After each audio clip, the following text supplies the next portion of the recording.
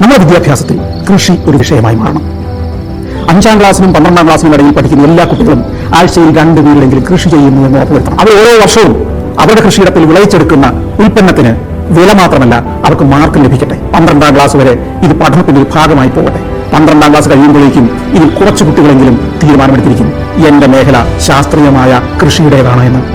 കേരളത്തിലെ, ഇന്ത്യയിലെ ഏറ്റവും മികച്ച ഒരു ഫാം എന്റേതായിരിക്കുമെന്ന് ഈ കുറെ കുട്ടികളെങ്കിലും തീരുമാനമെടുക്കും. കൃഷിയിലേക്ക് എത്രയോ ലക്ഷം കുട്ടികൾ, എത്രയോ ലക്ഷം ചെറുപ്പക്കാർ കൃഷി ഒരു പാഷനേറ്റായ തൊഴിലാണെന്നും ആസ്വാദ്യമായ ഒരു സംസ്കാരമാണെന്നും തിരിച്ചറിയും. കേരളത്തിൽ 5ാം ക്ലാസ് മുതൽ 12ാം ക്ലാസ് വരെ ഏറ്റവും ചുരുങ്ങിയത് 20-25 ലക്ഷം കുട്ടികൾ പഠിക്കുന്നുണ്ട്.